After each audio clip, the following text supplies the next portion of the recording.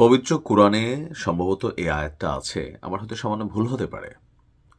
একজন মানুষ তার সারা জীবনে যে সকল ঝামেলার মধ্যে পড়ে, বিপদে পড়ে, তার প্রধান কারণ হচ্ছে তার জিহ্বা এবং তার হাতের অপব্যবহার।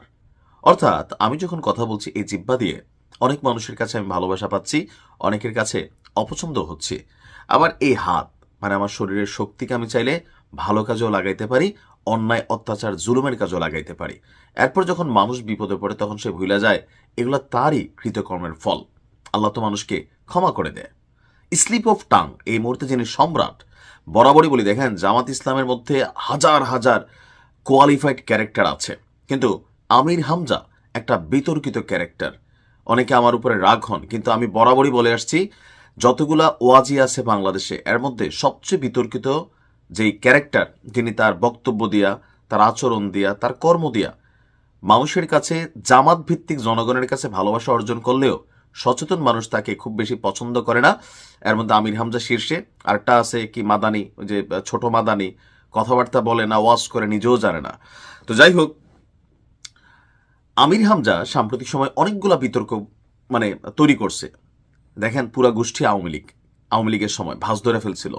তখন বিএনপির যিনি চেয়ারম্যান ছিলেন, অর্থাৎ বেগম খালেদা জিয়ার কনিষ্ঠ পুত্র আরাফাত রহমান কোকোকে নিয়ে যে পরিমাণ জঘন্যমূলক একটা বক্তব্য তিনি দিয়েছেন, এখন এটাকে স্লিপ অফ টাং বললে হবে না, রসাইয়া রসাইয়া যেভাবে মানুষ সম্পর্কে তিনি কুমন্তব্য করেন, এটা ক্ষমার অযোগ্য অপরাধ অনেকে মনে করছেন। তবে আমি মনে করি তিনি যেহেতু দুঃখ প্রকাশ করেছেন, এটা মাফ করে দেওয়া যেতে পারে। এটাতে বিএনপির জন্য মহত্বের পরিচয় দেওয়া হবে। তবে সমর্থকরা যারা আছে তারা মাফ করার পক্ষে না।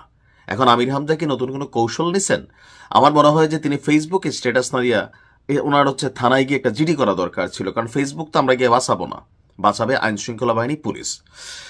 হঠাৎ করেই একটি স্ট্যাটাস দিয়েছেন যে, একটু জানিয়ে রাখি, গতকাল থেকে বিভিন্ন মাধ্যমে আমাকে হত্যার হুমকি দেওয়া হচ্ছে। আমি যেন মৃত্যুর জন্য প্রস্তুত থাকি, আর আমি মৃত্যুর জন্য সবসময় প্রস্তুত, ইনশাল্লাহ।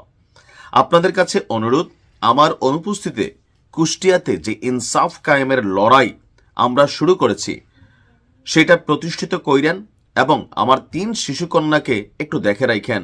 আমির হামজা অনেকটা হাদি স্টাইলে হয়েছে। কিসের ইনসাফ কায়েমের লড়াই আপনি শুরু করছেন? আপনি তো ভাই শোনেন, এইসব কথা জামাতের হয়তো যারা পাগলা ভক্ত তারা খাবে। বোঝা উচিত, বিএনপিও এমন এমন কর্মকাণ্ড করে যে মানুষকে মাঝে মাঝে বোকা ভাবে। আওয়ামী লীগ তো করতে করতে ধ্বংসই হয়েছে।